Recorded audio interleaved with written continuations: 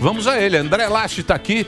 Você já conhece, está sempre aqui dando uma força aqui, professor, palestrante, doutor em ciências políticas, diretor executivo da Stand With Us Brasil, que é uma ONG. Boa. É uma ONG. Uma ONG educacional a respeito de Israel e Oriente Médio no Brasil. Se você for no Instagram, você vai lá... Stand With Us Brasil. Stand With Us. É um nome muito sofisticado, muito difícil, mas... eles vão colocar no GC para você acompanhar. Ou então o André Last também, você pode entrar aí no Instagram dele, que lá tem, evidentemente, o caminho para você acompanhar. É isso. Exato. E temos também o Coronel Fernando Montenegro, oficial de infantaria, veterano das Forças Especiais do Exército Brasileiro.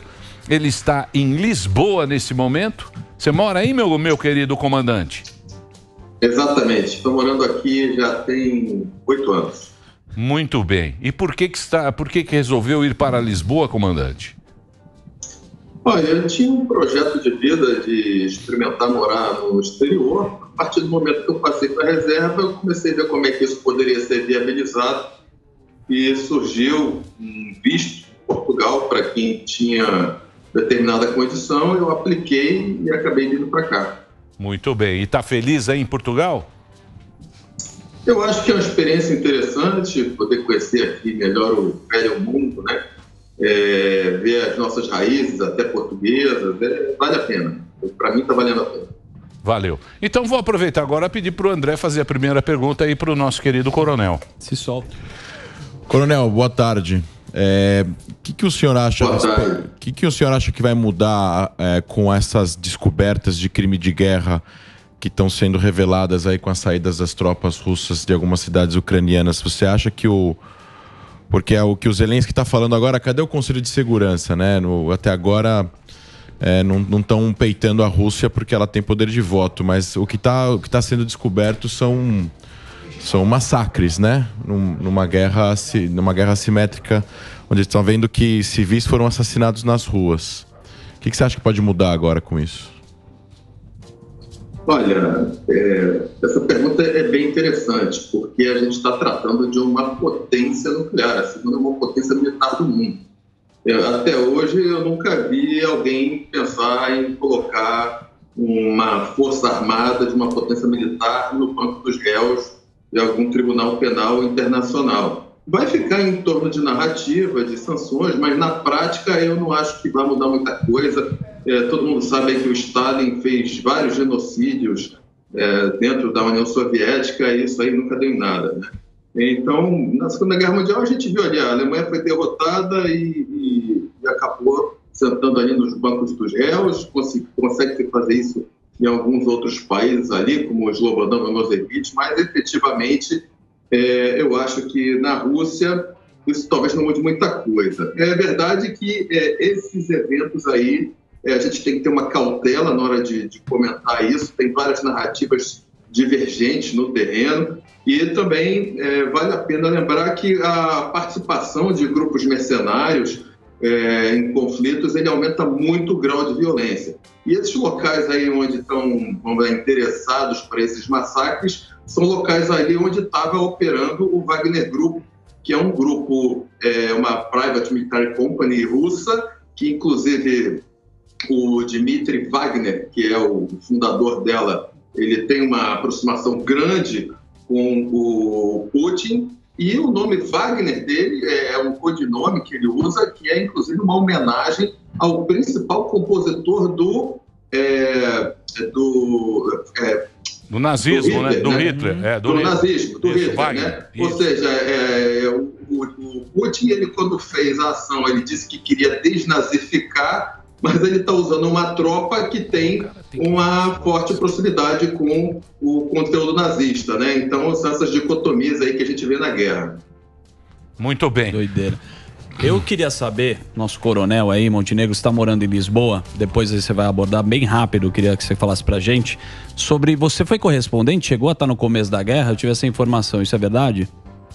Exatamente. Na semana anterior ao conflito, eu estava na Polônia, acompanhei ali o crescimento ali das hostilidades, e é interessante a gente ver como é que isso se desdobra na Polônia, que é um país que tem um trauma muito grande em relação aos russos, à União Soviética, né? A Polônia é um país que deixou de existir por 123 anos, né? De 1796 até o final da Primeira Guerra Mundial. Então, os poloneses eles têm muita resistência aos russos, depois da ocupação também, depois da invasão, logo no começo da Segunda Guerra Mundial, e eles têm uma russofobia muito forte. Então, eu estava acompanhando isso ali na Polônia, e depois, nas outras 3 primeiras semanas ali, eu fiquei dentro da Ucrânia.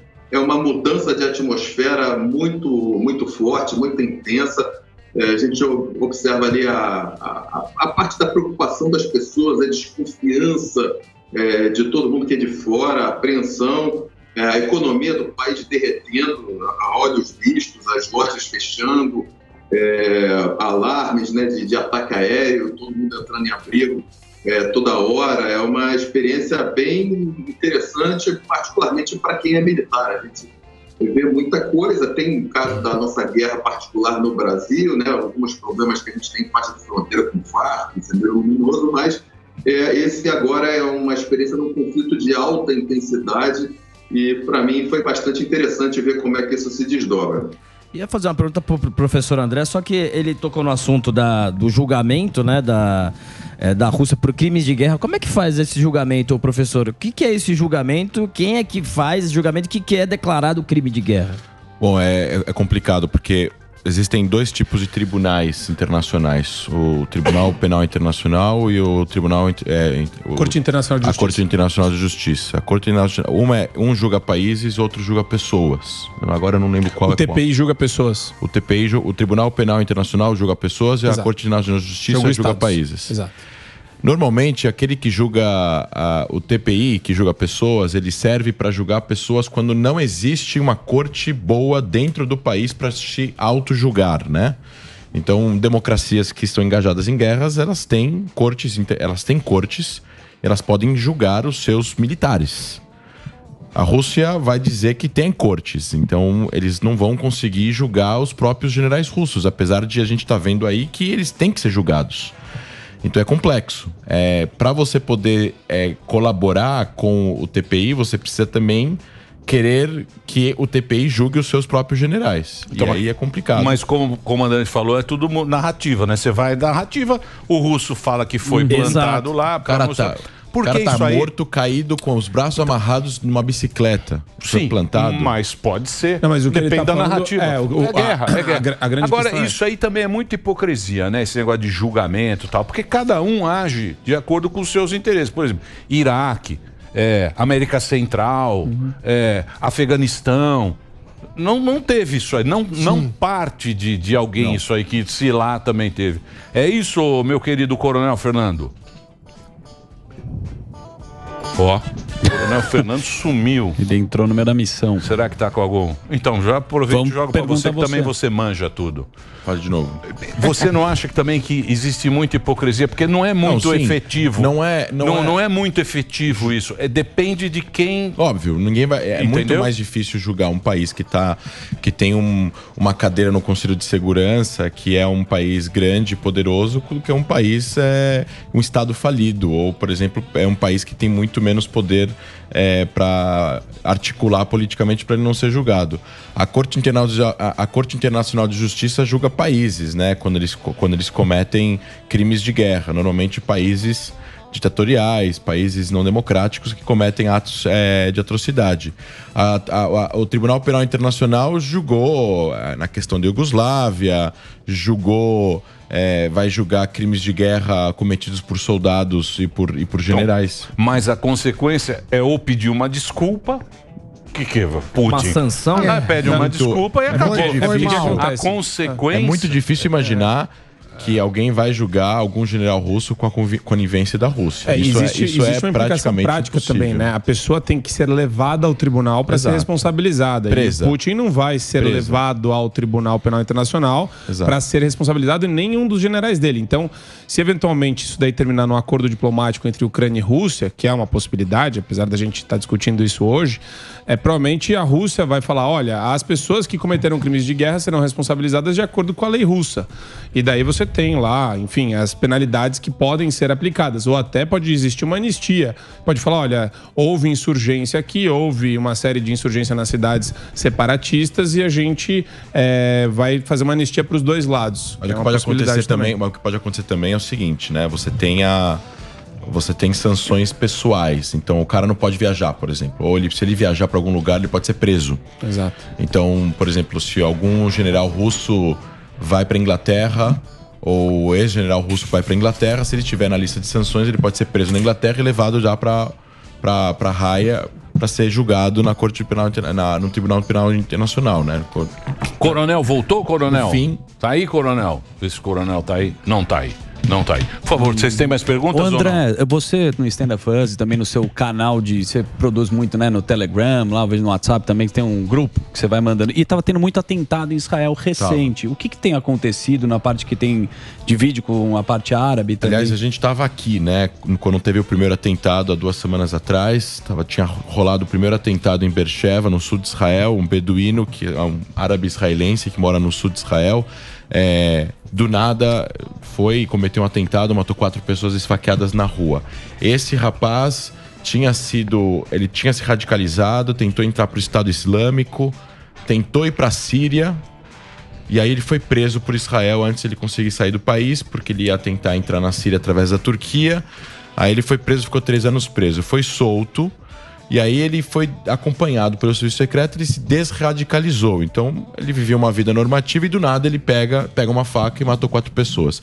Uma semana seguinte, 2 árabes israelenses de Hedera, que fica em cima de Tel Aviv, já um pouco, uns 150 quilômetros, 200 quilômetros de Beersheba, no norte do país, planejam um atentado. Eles levam munição de carro até um posto um ponto de ônibus, matam 2 policiais de fronteira que são jovens, 19 anos, tinham entrado aí pro exército, pra polícia de fronteira, que pode escolher. Matam, um era druso, ou seja, um era um soldado israelense árabe, um era uma imigrante francesa. Eles pegam as armas, e aí eles vão, com as armas, eram armas automáticas, eles vão e atiram em um ônibus de passageiros. Só que no momento que eles atiram, o ônibus já sai e chegam 2 policiais que estavam justo perto, jantando em um restaurante muito perto, e matam os 2 terroristas que, enfim, podiam ter cometido um atentado de proporções muito maiores porque eles estavam armados com 2 M16. E aí o que aconteceu? Olha só o paradoxo, Dani. Um dos terroristas, os 2 eram filiados, os 2 eram ideologicamente ligados ao Estado Islâmico também. Só que são árabes israelenses, têm cidadania israelense, eles gozam da liberdade de poder transitar por todo Israel e também viajar para fora do país se eles quiserem, porque eles têm passaporte de Israel, eles podem sair quando eles quiserem e vivem dentro de Israel. Só que são pessoas que se radicalizaram. Isso é uma minoria da minoria da minoria dos árabes israelenses. Tanto que o irmão de um deles era policial em Israel, um dos melhores investigadores da delegacia. Loucura. Estava sem contato com o irmão por causa da radicalização do irmão. E ele ficou em estado de choque quando descobriu o que o irmão fez. O irmão foi morto. E aí, 2 dias depois, teve um palestino, que aí sim, esse estava ilegal dentro de Israel. E ele, com uma arma, com uma M16, matou 5 pessoas em Bnei Brak, do lado de Tel Aviv. Um dos mortos era um policial que se jogou na frente dele para tentar matar ele, que era um árabe israelense, cristão. Ou seja, esse é o paradoxo do mosaico israelense. Você tem mortos árabes e os terroristas são árabes israelenses ou palestinos, mas uma minoria dessas pessoas. E aí o Serviço Secreto de Israel agora também já divulgou alguns números. 100 atentados desde janeiro foram evitados pelo Serviço Secreto israelense. 100. Dá mais de um por dia. Só esse ano, 100 atentados foram evitados. Eles já investigaram algumas pessoas ligadas ao Estado Islâmico, 15 pessoas foram presas, e esse é um problema que nós temos aí não só em Israel, mas em outros países, onde pessoas se radicalizam sozinhas, ficam ligadas Europa, ideologicamente ao Estado Islâmico e eventualmente podem cometer atentados como lobos solitários. Muito bem, mas vamos voltar lá para a Ucrânia. O nosso papo, o coronel tá aí, tudo bem, coronel? Posso fazer uma questão? Coronel, deixa eu só fazer uma pergunta para você, o seguinte, a gente vê que esse combate, a gente viu lá em Bucha essas imagens horríveis, né? que a gente acompanhou aí, que foi mostrado pela mídia internacional, a gente viu em todos os canais, na CNN e tal, aquela imagem horrível. E eu estava pensando o seguinte, eles falam que agora, o que acontece? Virou meio uma guerrilha. Por quê? Porque eles estão tentando entrar nas cidades, o povo da cidade está fazendo a resistência, o próprio morador da resistência, que é aquilo que a gente viu, com coquetel Molotov e tal, e não sei o quê. E o primeiro exército que foi para lá eram de jovens. E agora me parece que o Putin está mandando o exército que ele tinha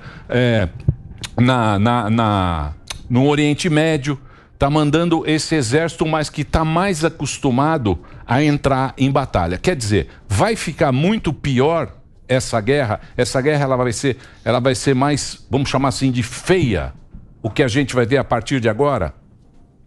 Eu não sei se eu expliquei. Eu não sei se eu consegui explicar.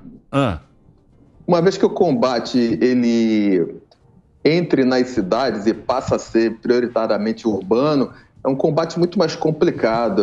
As cidades, elas têm as 3 dimensões. Você, para controlar um prédio, você tem que controlar todos os andares. Às vezes você controla um andar do prédio, passa para o andar de cima, o sujeito desce pela escada, entra no andar de baixo. Às vezes você pode ter um mesmo edifício, uma mesma instalação, com andares alternados, controlados por tropas diferentes. É uma coisa muito complicada. O americano viu isso em Fallujah, já teve Stalingrado na Segunda Guerra Mundial. E, às vezes, a opção de botar tudo abaixo, fazer tudo em ruína, é uma opção que não vale a pena para quem vai invadir ou atacar. Se os combates passarem a ser prioritariamente urbanos, o nível de violência, a tendência realmente é aumentar e ficar bem mais complicado. É um combate que é bem mais desgastante, principalmente para o invasor, porque para quem está na resistência, fazendo um tipo de guerra irregular, basta apenas você não desistir. O tempo agora ele joga a favor da Ucrânia, em que pese que eles estão lutando no seu território, então eles estão perdendo coisas, etc. Mas o russo está ficando com a guerra cada vez mais cara. Posso fazer uma pergunta aqui em relação... que eu li uma notícia dizendo que a OTAN vê a brutalidade insuportável em Bucha e avalia enviar armas à Ucrânia. Eu queria saber o que isso implica nas relações com esses países aí que fazem parte da OTAN, como que eles podem fazer, tendo em vista que tudo que iniciou isso aí que a gente sabe essa talvez possível entrada na OTAN. O que isso pode acontecer? Eles mandando mais armas aí? Na verdade, já estão enviando armas, né? Há bastante tempo. O que ocorre, a gente às vezes vê algumas posturas que um certo acovardamento de alguns países da OTAN quando são alguns casos, por exemplo, do envio dos aviões de caça poloneses. A Polônia falou, ok, vou mandar meus aviões de caça para apoiar a Ucrânia, e os americanos disseram que iam dar aeronaves novas para a Polônia. A Polônia falou, tá bom, então decola o avião de caça aí da Alemanha, onde tem a base, né? E aí a Alemanha falou, não, daqui não vai decolar. O americano também falou, não, eu também não quero que decole da minha base. Ou seja, na hora de efetivamente, ali, como a gente fala, de ter algum tipo de exposição, o pessoal dá para trás, né? Porque, lógico, uma força de guerrilha nunca vai transportar uma aeronave de caça desmontada para entrar dentro da Ucrânia com isso e depois montar. É uma coisa muito sofisticada. Então, a gente vê que o que está entrando efetivamente são esses armamentos anticarros, né? Principalmente esse Javelin, que é a grande vedete da guerra, que ele acaba mostrando uma guerra de assimetria econômica, porque a gente vê um armamento anticarro que talvez custe aí 1.500 euros, que ele destrói um carro de combate russo que custa, 10 milhões de euros, entendeu? Então, acaba sendo um tipo de guerra assimétrica econômica nesse ponto. Porque para você colocar outros meios mais sofisticados dentro do território ucraniano, fica mais difícil. Se é decolar uma aeronave de caça da Alemanha para entregar na Polônia, os russos eles têm um controle de espaço aéreo, eles vão abater e, se bobear, vão acabar bombardeando com armamento tático essa base alemã, como eles já alertaram. Coronel, deixa eu te fazer uma pergunta. Essa questão da guerra assimétrica urbana, que Israel conhece bem esse tipo de combate, você não acha que, no sentido estratégico, a Rússia, o que ela tem para conquistar? Ela já tirou a Kiev do seu radar. Ela já sabe que não vai cair o governo da Ucrânia. Ela já está retirando tropas de alguns locais. Qual é o sentido deles continuarem com uma guerra assimétrica? É uma guerra de desgaste, na tua opinião, a fim de desgastar a Ucrânia para eles conseguirem, talvez, concordar com os termos russos? Olha, eu acho que Kiev era um ataque secundário, alguma coisa do tipo... vou ficar com isso daí, mas depois eu libero para ficar bem na forte, digamos assim, tá? O objetivo da minha leitura e outros analistas aqui conversando é que o objetivo russo efetivamente é ocupar mais aquela parte de Donbás, estender um pouco ali a ocupação do território, pegar aquela faixa de terra ligando a Crimeia, ocupar aquela represa ao norte da Crimeia que os ucranianos estavam impedindo a Crimeia de receber água potável, né, água doce, e ocuparam isso daí. Ocuparam também o parque, vamos lá, aquela região ali, é a região que é digamos, o filé mignon do legado soviético para a Ucrânia. Eu acredito que o objetivo da Rússia seja justamente capturar isso daí. Porque ali na parte leste da Ucrânia a gente tem ali praticamente 2/3 da geração de energia, do parque industrial, da siderurgia, as terras mais férteis da Ucrânia.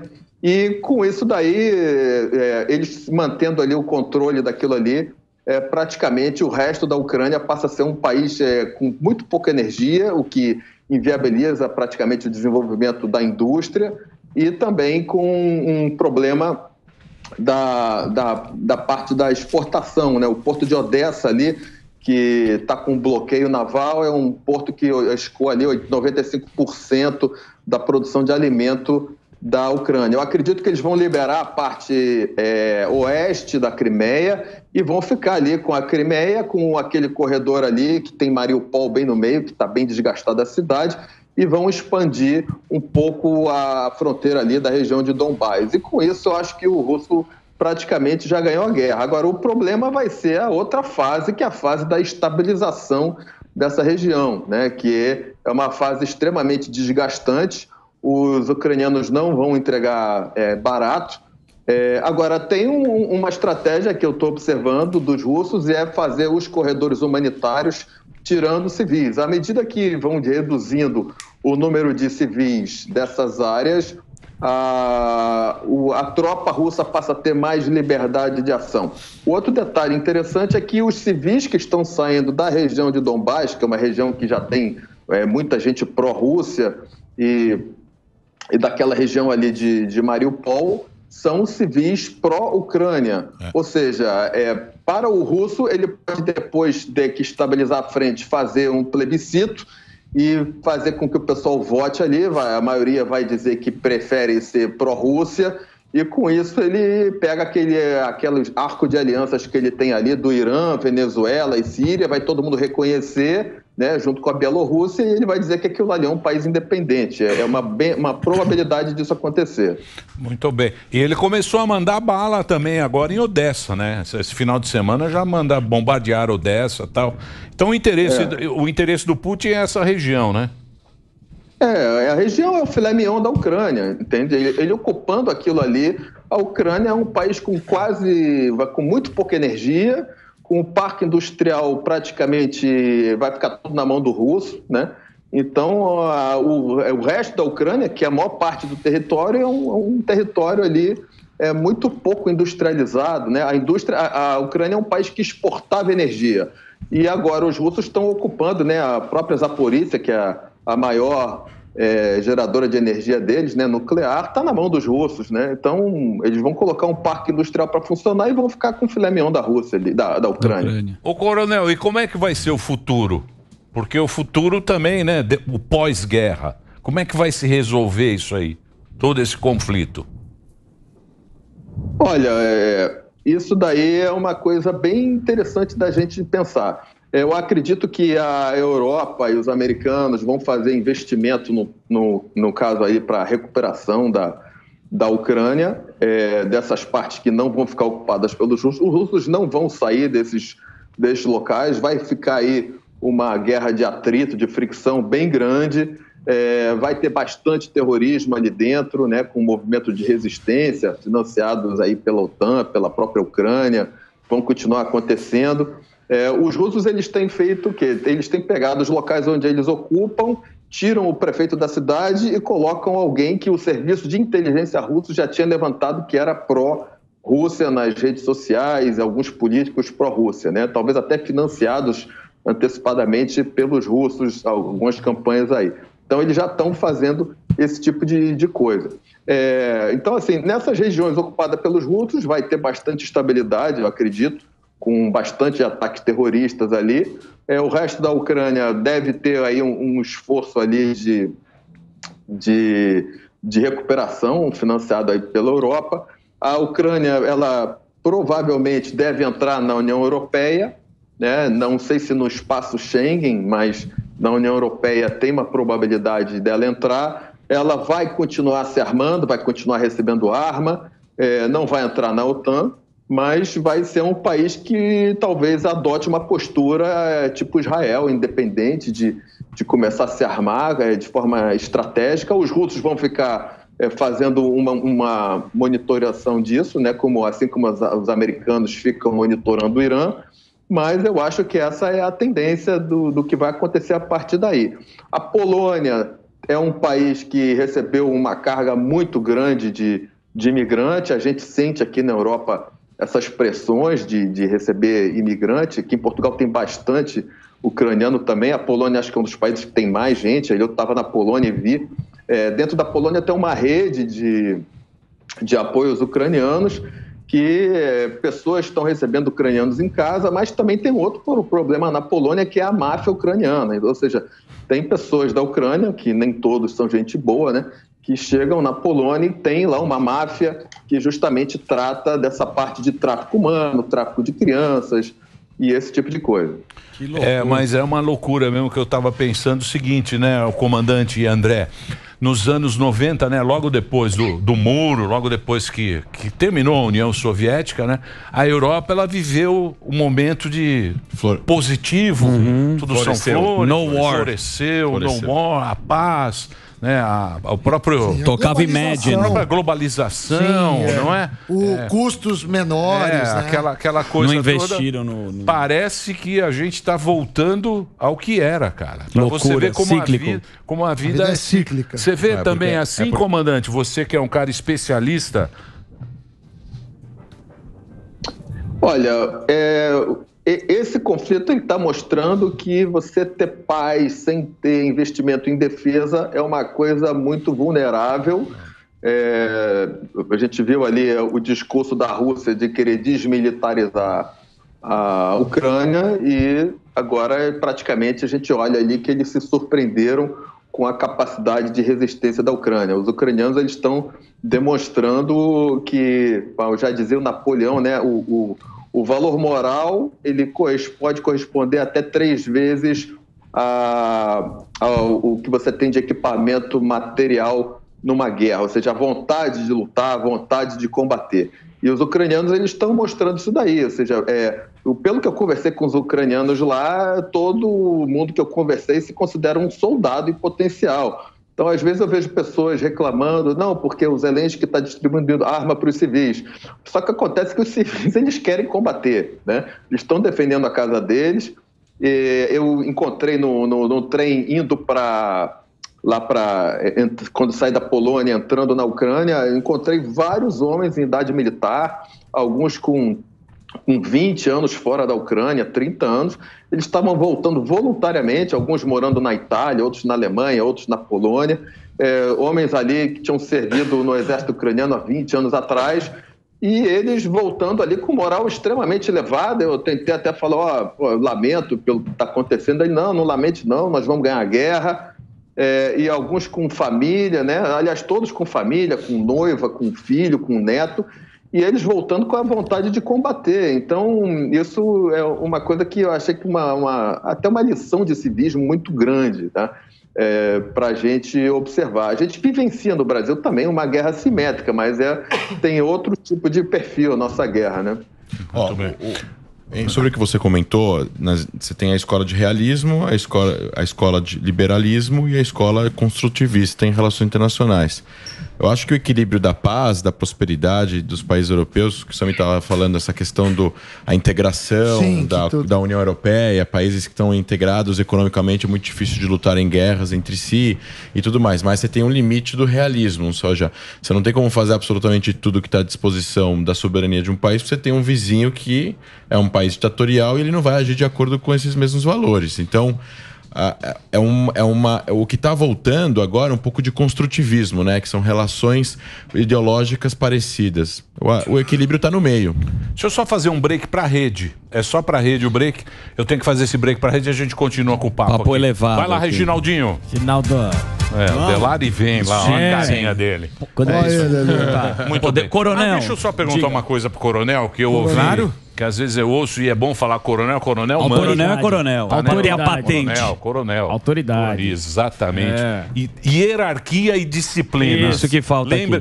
Hierarquia e disciplina. Sim. E não certo, Coronel? Nem aqui. Eu ouvi dizer, eu não sei, você deve estar sabendo muito, mas me parece que já morreram 10 mil soldados russos nessa guerra. Esse é o número? Olha, ninguém sabe os números, porque na guerra todos mentem.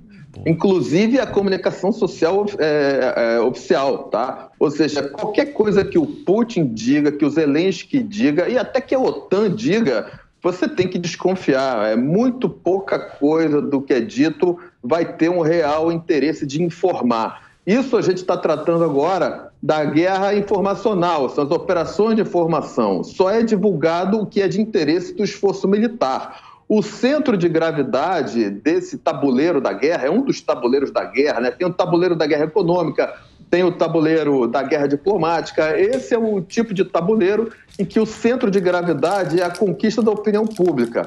A conquista da opinião pública, ela vai ser o somatório dos vetores de informações que ela recebe. É por isso que aqui na Europa foram desligados todos os canais de comunicação russos. Então aqui na Europa ninguém, e nos Estados Unidos também, ninguém tem acesso à narrativa russa. Dentro da Rússia aconteceu exatamente a mesma coisa. Ou seja, são duas bolhas. Aqui na Europa só se escuta a narrativa de interesse da OTAN e dentro da Rússia a população só escuta a narrativa de interesse da comunicação social do Putin. Então, esse é um outro tipo de tabuleiro que desconectaram, a partir do momento que a Rússia invadiu, desconectaram isso daí e entra nessa guerra de narrativa. Ou seja, a gente tem que desconfiar de tudo que é dito. Até mesmo depois que a gente comenta esse caso do ataque de helicóptero lá, o suposto ataque, né, o depósito de munição, que é um caso bem característico disso daí. Ou seja, essa guerra de narrativa ela é muito complicada. Os dados, todos os lados vão mentir. Você sempre vai dizer que matou mais do que realmente matou, ou que tem menos baixa do que tem. Você que tem a sensibilidade, a gente estava analisando que também tem uma guerra que o cara se promove na rede social. O Zelensky fez super bem isso lá, ele aparece, fala com o pessoal de Hollywood. Você, se pudesse estar na mente de Putin, que é difícil, você acha que ele está arrependido ou não de ter começado essa guerra? Porque muitos falam, a imagem do Putin era um cara que era um líder global, todo mundo recebia tirava o Putin, foto com todo tirava mundo. foto, isso é importante para fazer relações econômicas. Na sua cabeça, o Putin se arrependeu ou não de ter entrado nessa guerra? Essa é uma pergunta muito interessante, porque ninguém sabe o que passa na cabeça do Putin, né? Exatamente. O Putin, ele é um grande enigma. Só que a gente está escutando só a narrativa do Ocidente. Vamos dizer assim, dentro da Rússia, o Zelensky ele é considerado um palhaço, tá? um fanfarrão, um sujeito que só fala besteira, um comediante. Então, assim, a gente tá tendo acesso só a uma narrativa. O Putin, o que ocorre aqui? Todos os reports, né, todos os relatórios e as comunicações da OTAN, que, na minha opinião, está completamente desmoralizada, porque está mostrando que não consegue fazer nada com a Rússia, além de cancelamento, né, e narrativa, tá? O Putin, talvez ele tenha começado esse conflito por falta de opções, tá? Por exemplo, na minha leitura, a gente tem que ver ali quem é que está se dando bem nessa história dessa guerra aí, né? Então, por exemplo, quem está tirando mais vantagem na minha leitura é a indústria armamentista americana, porque o americano, perdendo ou ganhando guerra, a indústria armamentista dele vai estar sempre ganhando muito dinheiro. Não interessa se perdeu a guerra do Vietnã, quem fabrica arma nos Estados Unidos saiu da guerra mais rico, no Afeganistão a mesma coisa, e assim por diante. A gente tem que lembrar que o americano, para mim, houve uma debandada ali do Afeganistão no passado, e eu acredito que eles estavam doidos para arranjar outra guerra para vender arma, né? Essa pode ser uma das opções. Para que essa guerra tivesse sido evitada, o Biden poderia ter feito isso antes, simplesmente dizer que não ia aceitar a Ucrânia, como ele está dizendo agora, como os países da Europa estão dizendo que não ia aceitar a Ucrânia na OTAN. Ninguém foi feito isso. Tá? O Zelensky estava naquele papel dele ali de fanfarrão, de querer dizer que queria entrar na Ucrânia. Agora, vamos lembrar também que quando existe uma aproximação econômica entre os países, a tendência é baixar o nível de defesa, né? A parte bélica. E essa aproximação estava sendo construída com aquele viaduto, o gasoduto Nord Stream 2, né? Ali que ia levar ali o gás para a Europa e não está ativado ainda. Ou seja, isso daí nunca interessou para o americano. Outro viés aí que está lucrando bastante nessa guerra é a indústria petrolífera americana, que agora vai vender bem mais caro para a Europa. Ou seja, a Europa, ao invés de comprar o gás bem mais barato da Rússia, vai estar comprando bem mais caro do americano. Quem vai estar lucrando isso são essas duas indústrias americanas. Então, a gente tem que procurar, talvez a China tire algum proveito disso, provavelmente em cima da vulnerabilidade da Rússia, numa aproximação, mas são várias coisas envolvidas aí nesse cenário, tá? Então, assim, o Zelensky é um sujeito que fala bem, lógico, ele tem um background em cima disso, mas o Putin, ele tinha duas coisas ali para resolver. Primeiro, ele alertou várias vezes sobre a entrada da Ucrânia, que ele não ia tolerar, e o pessoal ficou fingindo que não estava ouvindo, e também o problema dos laboratórios de armas químicas e biológicas na Ucrânia, que eu não descarto essa possibilidade. Existem comunicações oficiais nos Estados Unidos ali dizendo que tinha algum investimento desse tipo lá, né? Eu acho até que para um país que abriu mão dos seus artefatos nucleares no Memorando de Budapeste, como a Ucrânia, e depois foi invadido, eu acho até que é uma estratégia razoável para você se defender de uma superpotência como a Rússia, né? Em que pese que ela assinou também lá no Memorando de Budapeste isso daí, mas é uma possibilidade também em termos de defesa. Coronel, eu posso fazer uma pergunta, Emílio? Bem rapidinho? Rapidinho. Coronel, eu gostaria de saber a sua posição sobre o Zelensky, porque invocando a lei marcial, ele extinguiu os partidos de oposição e ele está fazendo a mesma guerra midiática, né, guerra informacional, que o Putin. Ele está centralizando nele a comunicação oficial do país. E uma coisa que me deixa um pouco também assim eu tenho achado um pouco infantil a retórica dele. Eu acho que ele tem toda hora tentado se comunicar de uma maneira um pouco infantil. Eu quero negociar direto com o Putin. Ele traz umas demandas que não são padrão nesse ambiente diplomático. Isso aí por exemplo, lá na Ucrânia eu conversei bastante com os ucranianos sobre o Zelensky. Então, a visão que eles têm dele, assim, todo mundo com quem eu falei lá, eu fui nas universidades, falei com diretores do curso de ciência política, de história moderna, conversei com militares e com a população, com bastante gente. O Zelensky, ele não é uma unanimidade dentro da Ucrânia. Os ucranianos não estão lutando pelo Zelensky. Agora, dentro de um cenário de guerra, digamos assim, é interessante para a Ucrânia ter um líder eleito legitimado politicamente, né, nas urnas, tendo sido eleito, fazendo essa comunicação oficial e narrativa. Isso, praticamente, quem conversou comigo foi até o diretor do curso de Ciência Política da Universidade Católica da Ucrânia. Tá? Então, ele falou que, nesse sentido, é interessante que tenha ele fazendo essa comunicação oficial, mas ele não é uma unanimidade.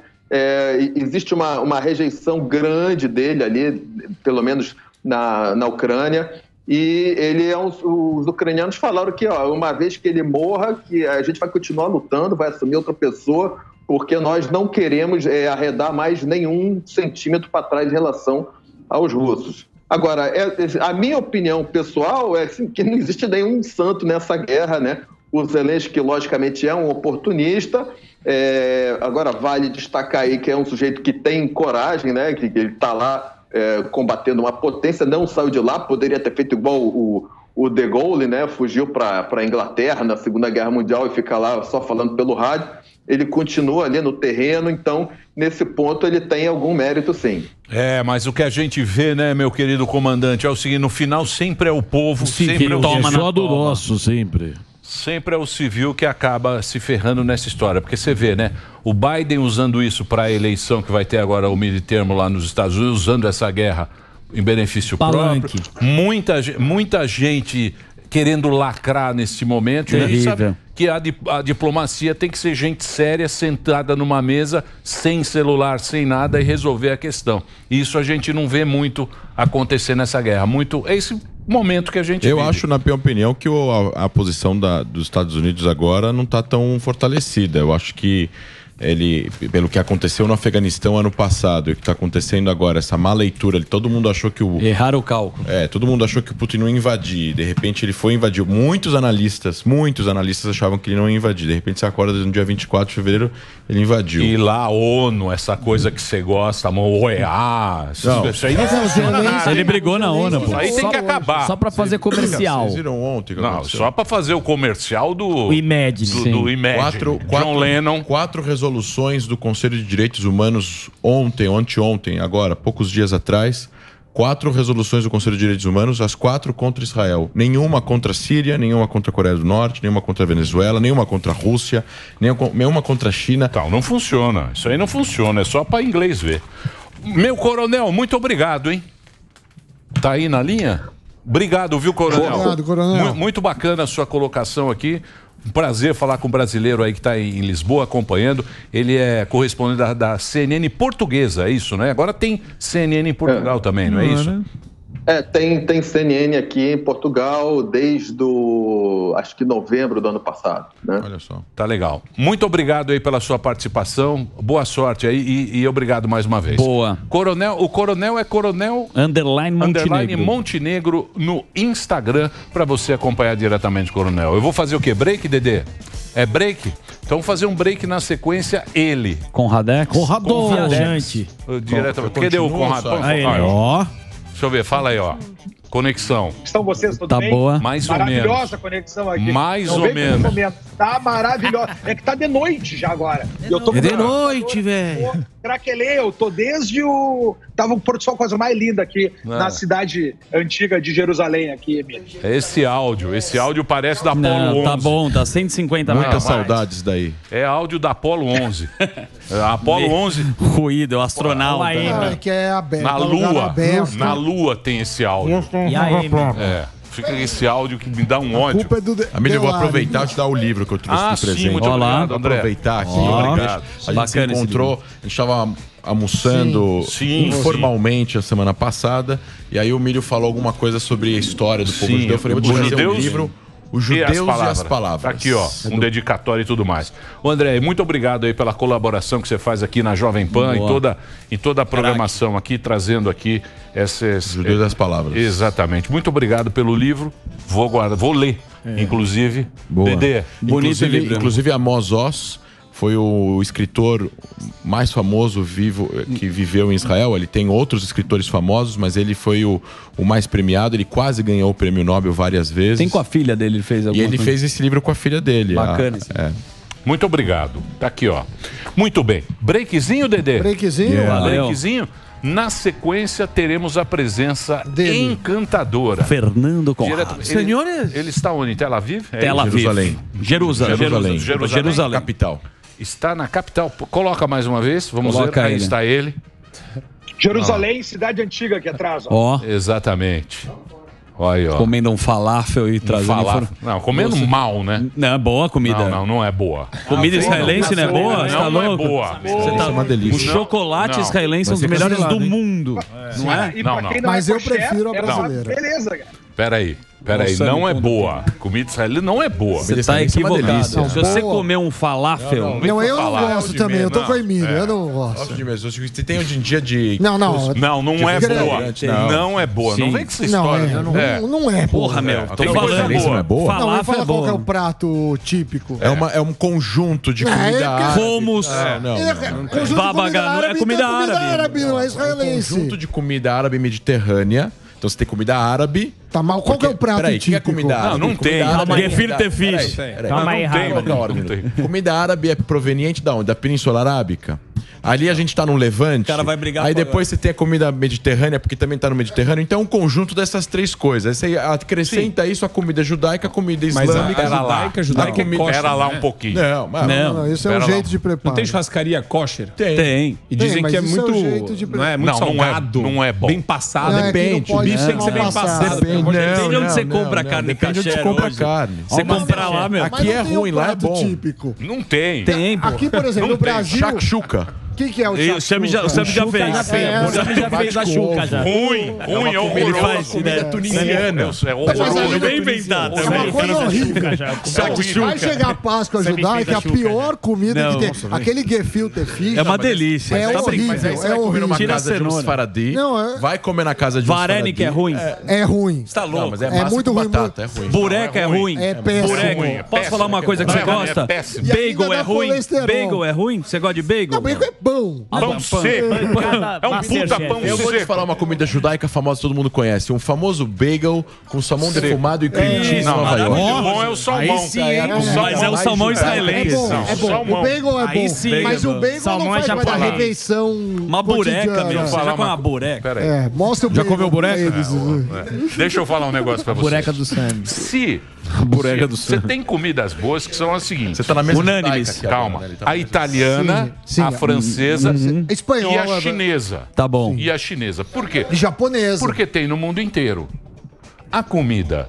Israel não tem Sim. lugar nenhum. Tá doido? Tá no Sim. mundo inteiro. Aonde tem? A nossa cultura. Você comer um romo, Onde você tá? acha que vem Disse, da tem? onde? Não, Tem. mas aí lógico que garanto não. também. Aí é você árabe. já Israelense. tá apelando. Prato feito em Vocês Tel estão Aviv. roubando. Estão aí. roubando. É ruim. É roubado. Sam ia num roubado. restaurante lá no Bom Retiro que chamava Buraco da Sara. Você Tem que ir lembra? no buraco da Sara. Buraco da Sara. Tem um É tão restaurante. ruim que Meu pai quebrou. adorava o buraco da Sara. Meu pai- Quebrou. Buraco da Sara Quem foi no quebrou. Buraco da O programa Sara? do sábado do meu pai no buraco da Sara. no Bom Quebrou. Retiro. Ia direto no Buraco da Sara. Fechou de Ó, tão bom que é. permanentemente fechado. Lógico. É É horrível. bistrô da Sara, não é Era buraco da bistrô. Sara. é Buraco bistrô da Sara. Quebrou. O buraco Tão o Zuzu ruim foi que lá. fizeram Sam o foi nome. muito. Break, O Zuzu break, break. fechou o buraco.